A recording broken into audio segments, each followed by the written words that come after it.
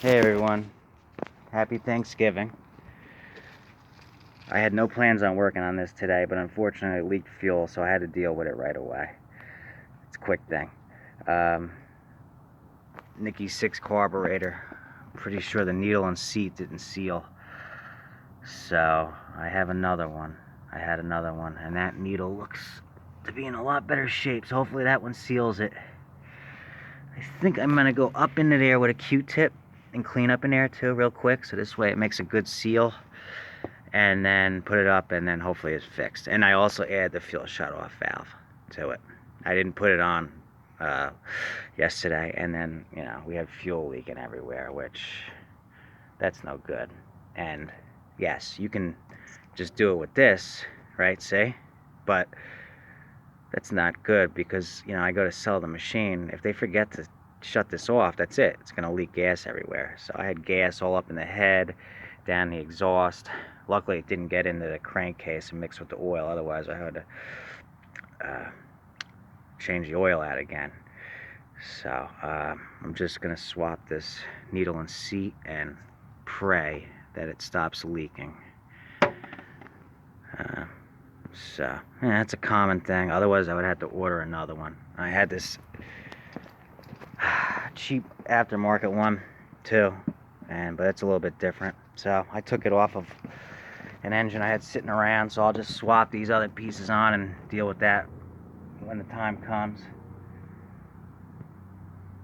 So I just want to show that real quick, putting this back together, and hopefully it's not leaking anymore, because that's the last thing you want. That's why I had to deal with it right away, because there was fuel all over the place, and that's no good.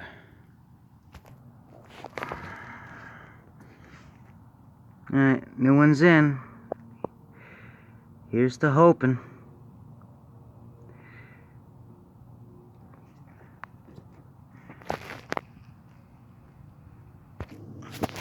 Alright, it's back together again.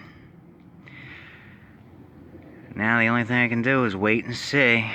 Hopefully this time it doesn't leak past the needle and seat. I'm tempted to just keep that fuel shut off so it doesn't do it, but the problem is, like I said, I don't want to sell this to somebody and then have the thing leaking gas all over the place. So I don't know, I guess I'm gonna leave it open and see if it leaks again, and hopefully it doesn't. But then anyway, that's the situation with that. If the thing starts leaking fuel and it's like leaking out the exhaust, it's gonna be the needle and seat. So that's what you would have to replace if it starts doing that. And with the old carburetors that had a brass float bowl, you could bend the hinge a little bit to adjust the height of the float, to adjust the fuel level. You can't really do that with these plastic ones, so the rubber tip on the needle has to be in basically perfect shape to shut that little brass seat up in there, or vice versa. If it's a metal tipped